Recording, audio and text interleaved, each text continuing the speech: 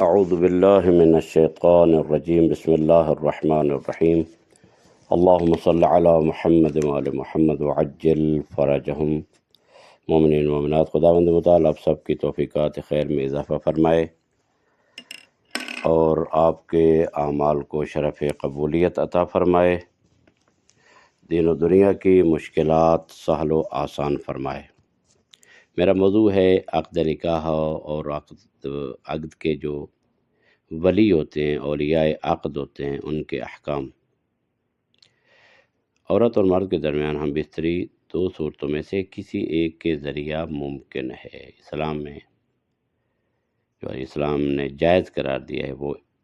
دو ہی طریقے ہیں، ایک ہے نکاح اور ایک کنیز کا مالک، یعنی دوسرا کنیز کا مالک۔ کنیزی کی جو رسم ہے اس دور میں تو وہ ختم ہو چکی ہے، یعنی کنیز امام یا نبی کے حکم سے جو جہاد کیا جاتا تھا اور کفار کی جو عورتیں مسلمانوں کے ہاتھ آتی تھیں تو وہ کنیزیں ہوتی تھیں، وہ بغیر نکاح کے وہ بیویاں ہوتی تھیں، یعنی بیویوں کی طرح ہوتی تھیں، لہذا ان کے ساتھ نکاح نہیں ہوتا تھا۔ آج کل کے دور میں وہ سسٹم ختم ہو چکا ہے، لہذا ایک ہی سسٹم ہے، وہ ہے نکاح۔ نکاح ایک ایسا عقد ہے کہ جس کے ذریعہ مرد و عورت کے درمیان ایک خصوصی رابطہ پیدا ہو جاتا ہے اور تعلق قائم ہو جاتا ہے۔ لیکن دیکھنا یہ ہے کہ عقد کی کتنی قسمیں ہیں۔ تو عقد کی دو قسمیں ہیں، ایک عقد دائمی ہوتا ہے ہمیشہ کے لیے، پوری زندگی کے لیے، اور ایک عقد موقت ہوتا ہے کہ جس کو عقد متعہ کہا جاتا ہے۔ لہذا عقد دائم میں صیغہ عقد پڑھنا لازم ہے، ضروری ہے۔ صیغہ عقد کو زبان پر جاری کیے بغیر عقد نہیں ہو سکتا ہے۔ اگرچہ نکاح نامہ وغیرہ پر دستخط مضمون عقد کے قبول کرنے کو ثابت کرتی ہو، مثلا نکاح نامہ میں جو لکھے جاتے ہیں اور دستخط کیے جاتے ہیں اسے یہ سمجھا جاتا ہے کہ عقد کو قبول کیا گیا ہے، بلکہ صیغے کا تلفظ کرنا حتمی اور ضروری ہے، چاہے جس زبان میں ہو۔ یعنی بعض علماء جو ہیں وہ فرماتے ہیں کہ عربی میں، بعض فرماتے ہیں کہ اپنی زبان میں، کسی بھی زبان میں ہو اور اس کے ذریعے عقد نکاح دوسرے عقد سے جدا ہو جاتا ہے، مثلا یعنی ایسے الفاظ ہوں کہ جس کے ذریعے پتہ چل جائے کہ عقد ہوا ہے۔ ایک تو عربی کے صیغے ہیں، دوسرا جو ہے جس زبان میں بھی ہو۔ لہذا دو نظریے ہیں، یعنی مختلف علماء ہیں، ان کے نظریے مختلف ہیں۔ عقد کس چیز سے عبارت ہے؟ کس چیز کو عقد کہا جاتا ہے؟ اس چیز سے کہ صیغہ ایجاب طرفین میں سے کوئی ایک خود یا اس کا وکیل یا ولی جاری کر دے۔ ایجاب یعنی ایجاب لڑکی کی طرف سے ہوتا ہے، ایجاب لڑکی کی طرف سے ہوتا ہے اور قبول لڑکے کی طرف سے ہوتا ہے۔ اب یا تو خود لڑکی ایجاب کرے اپنی طرف سے، خود وہ کر سکتی ہے، اور قبول لڑکا کرے، یا پھر دونوں کی طرف سے کوئی وکیل ہو، یا ایجاب کی طرف سے کوئی وکیل ہو اور لڑکا خود قبول کرے، یا لڑکے کی طرف سے کوئی وکیل ہو تو وہ قبول کرے۔ لہذا عقد جو ہے وہ دو صورتوں میں سے ایک کے ذریعے ہی ممکن ہے، یا وکیل کے ذریعے یا خود جو میاں بیوی ہیں، لڑکی لڑکا ہیں، وہ خود پڑھیں۔ مثلا اگر لڑکی خود کہتی ہے، مثلا خود پڑھنا چاہتی ہے، مثلا کہتی ہے زوجتک نفسی علی المہر المعلوم، یعنی اتنے مہر پر میں اپنے آپ کو تیری تزویج میں دیتی ہوں، اس کا معنی یہ ہے۔ اور مرد کہے کہ قبلت النکاح علی المہر المعلوم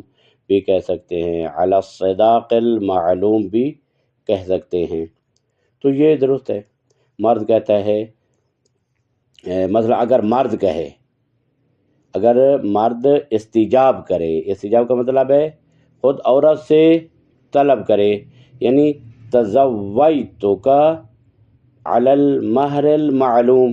اور عورت کہہ دے قبل تو، یعنی قبل تو نکاح علی المہر المعلوم، یہ بھی ہو سکتا ہے، یعنی مرد طلب کرے، استجاب کرے،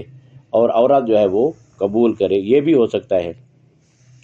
عقد نکاح میں یہ لازم نہیں کہ فقط اس میں وہی لفظ استعمال کیے جائیں جو لفظ زواج سے مشتق ہیں، زوجتو، تزوجا، ایسا نہیں، بلکہ وہ الفاظ بھی استعمال کیے جا سکتے ہیں جو لفظ نکاح وغیرہ سے مشتق ہیں، یعنی انکحت موکلتی موکلی علی المہر المعلوم قبلت النکاح لموکلی علی المہر المعلوم، یعنی یہ وکیل کے ہیں، یعنی لڑکی کی طرف سے وکیل اور لڑکے کی طرف سے وکیل، یعنی ایک ہی شخص جو ہے لڑکی کی طرف سے بھی وکیل ہو اور لڑکے کی طرف سے بھی وکیل ہو، تو وہ اس طرح ایجاب کرے لڑکی کی طرف سے انکحت موکلتی موکلی علی المہر المعلوم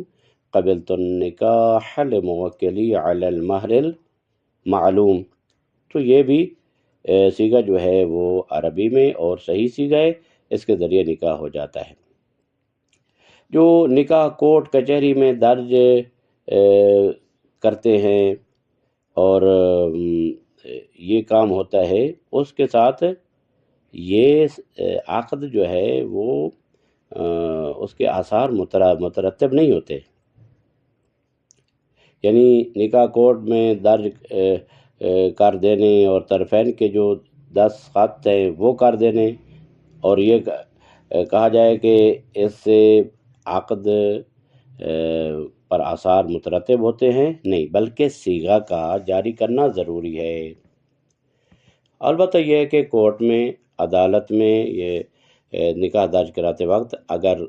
کوئی ایسا شخص موجود ہو جو صیغہ نکاح جاری کر سکتا ہو تو وہ طرفین سے وکالت لے کر صیغہ عقد جاری کر سکتا ہے اور کر دے، اور ان سے یہ کہے کہ درج کرانے سے پہلے صیغہ جاری کروا دیں۔ مثلا درج کر رہے ہیں تو درج کروانے سے پہلے اسے کہیں کہ مولانا ہمارا جو ہے صیغہ عقد جو ہے وہ جاری کر دیں، تو وہ جاری کر دیتا ہے تو اس کے ساتھ وہ ہو جاتا ہے، یعنی کورٹ میں ہی شخص موجود ہو تو وہاں پہ ہو جائے گا، لیکن فقط کورٹ پر دستخط کرانے سے عقد نہیں ہوگا۔ باپ، دادا اور اس کے اوپر کے تمام جو اجداد ہیں، نابالغ لڑکے اور لڑکی کے ولی ہیں، یعنی ان کی شادیاں کر سکتے ہیں، لہذا ان کی ہوئی شادیاں نافذ ہیں۔ جو بزرگ ہیں، یعنی باپ ہے، دادا ہے، پردادا ہے، اگر وہ زندہ ہوں، اگر وہ اپنے نابالغ لڑکے کی، یعنی پوتی، پوتے، بیٹی، بیٹے کی شادی کریں تو وہ نافذ ہیں، اور بالغ ہونے کے بعد انہیں انکار کا کوئی حق حاصل نہیں ہے۔ اور اس طرح وہ بالغ لڑکے اور لڑکیاں جو عاقل ہیں وہ اپنی شادی خود کر سکتے ہیں، باپ دادا ان کے ولی نہیں ہیں، یعنی فقط باکرہ لڑکی کے لیے باپ کی اجازت شرط ہے۔ لڑکے لڑکیاں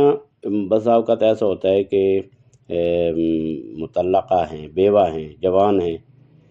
یا لڑکے جوان ہیں، ان کے لیے جو باپ دادا کی اجازت ضروری نہیں ہے، فقط باکرہ لڑکی کے لیے ضروری ہے کہ وہ باپ کی، اگر باپ نہیں ہے تو دادا کی اجازت اس کے لیے کافی ہے۔ لیکن اگر دونوں میں سے کوئی بھی نہ ہو تو پھر نہ باپ نہ دادا، تو پھر کسی کی اجازت ضروری نہیں ہے، اور باپ اور دادا اگر موجود ہوں تو دادا کی اجازت جو ہے اور دادا کی رائے وہ مقدم ہے باپ پر۔ باکرہ سے مراد وہ کنواری لڑکی ہے جس کی شادی نہ ہوئی ہو، یا شادی ہوئی ہو لیکن رخصتی نہ ہوئی ہے، اس کا پورا اختیار اس کے پاس نہیں ہے، باپ کے پاس ہے یا دادا کے پاس ہے۔ لہذا ہمارے معاشرے میں جو ہے وہ باکرہ لڑکی باپ دادا کے ہاتھ میں یہ اسیر اور کھلونا نہیں ہے کہ یہ لوگ اپنی مرضی سے خاندانی رسم و رواج کی بنیاد پر اس کی شادی کر دیں، بلکہ ضروری ہے کہ اس کی مصلحت اور فطری تقاضوں کو مد نظر رکھا جائے۔ اگر باپ اور دادا باکرہ لڑکی کی شادی میں رکاوٹ بنے اور سماج اور معاشرہ کے نقطۂ نظر سے یہ چیز ان کے لیے نقصان دہ ہو تو باپ دادا کا ولی ہونا ساقط ہو جائے گا، ان کی ولایت ساقط ہو جائے گی، اور لڑکی اپنے سلسلہ میں خود مختار ہے۔ اور اگر یہ ایسا صورتحال ہو کہ باپ دادا لمبی مسافرت پر ہیں یا بیمار ہیں، مریض ہیں، مسافرت کی وجہ سے ان سے اجازت لینا ممکن نہ ہو، البتہ آج کل کے دور میں تو میڈیا بہت تیز ہو چکا ہے، ممکن ہے، کوئی مشکل نہیں ہے، لیکن اگر ایسا ہو وہاں اس کے سے دسترس اس پر نہ ہو تو اس صورت میں اجازت لینا ضروری نہیں، یہاں پر لڑکی خود مختار ہے۔ اور اس صورت میں بھائی، بہن، ماں سے اجازت لینا یا حاکم شرع سے اجازت لینا یہ ضروری نہیں ہے، البتہ معاشرتی اعتبار سے ماں، بھائی، چچا، ماموں یہ ہوتے ہیں، لیکن فقہی اعتبار سے ان سے اجازت لینا ضروری نہیں ہے۔ ایسی لڑکی جس کے باپ بھی نہیں ہے، دادا بھی نہیں ہے، وہ اپنے سلسلہ میں خود مختار ہے، اپنی شادی کے امور میں خود مختار ہے، اس کی شادی کے متعلق کسی کو دخالت کا حق حاصل نہیں ہے، نہ خاندان والوں کو اور نہ ہی دوسروں کو۔ لہذا بعض خاندانوں میں بالغ ہو آ کر لڑکی کے امور میں یا اس کے ولی کے فیصلے میں جو لوگ مداخلت کرتے ہیں، یہ کھلم کھلا واضح ظلم ہے، دین و شریعت کے خلاف زمانہ جاہلیت کی فکر ہے اور فتنہ و فساد کا باعث ہے۔ ایسا یعنی کرنا اچھا نہیں ہے، بس اوقات اس کے انجام جو ہیں وہ بہت زیادہ برے اور اس کا نتیجہ بہت زیادہ برا نکلتا ہے۔ لہٰذا یہ چند ایک احکام تھے جو معاشرے میں اکثر و بیشتر پیش آتے رہتے ہیں، یعنی ہاں البتہ ایک اور مسئلہ بھی ہے،